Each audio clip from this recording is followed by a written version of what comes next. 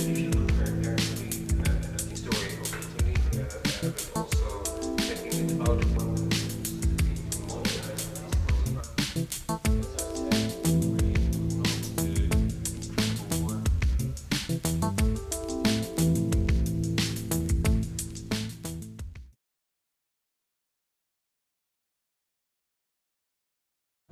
I think you should decide. I mean, personally, I think so, but and obviously it's partly rhetorical because in the Arsenale there are architects presenting their vision, but it's not about themselves. Yeah? So it's always about an architectural situation and a particular building or a particular region. So in that sense, we've been able to focus for one Biennale away from the work or the masterpiece or the work of genius.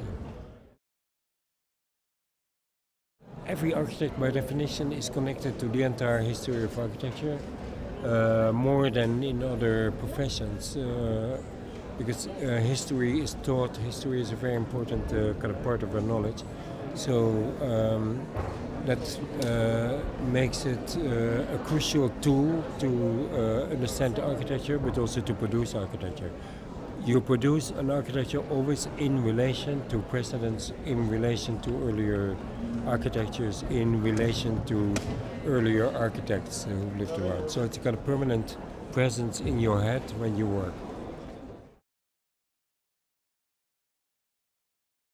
I did not only look at the present. I think that in almost every room there is also an indication of future developments. You see in a fireplace that there is a kind of thermostat that kind of is interactive. You see in the floor that there is a particular floor that kind of digitally reads how it is occupied or how it is used. So there is a very clear hint that the digital is, as I said, infiltrating or bonding or with architecture elements.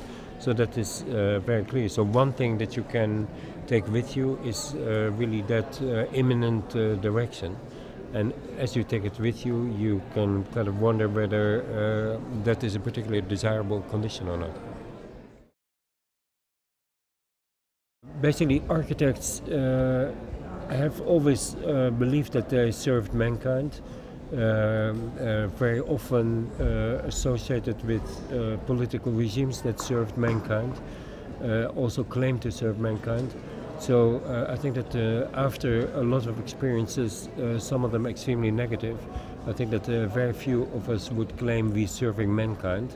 But of course, each of us is kind of individually programmed in the deepest part of his genes to do good things. So the multiplication of good things is presumably serving mankind. But that is a kind of form of language that none of us would use at this point. I think that we have seen a domination of the market economy in the last 30 years.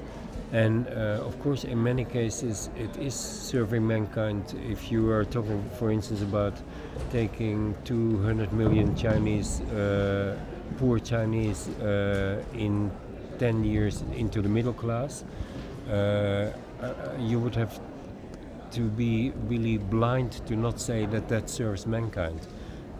If you see, on the other hand, where the market has driven down and push down either creativity or possibilities and kind of reduced possibilities and erased entire forms of thinking, that doesn't serve mankind. So it's a kind of mixed picture like everything else. Should does not register in my vocabulary.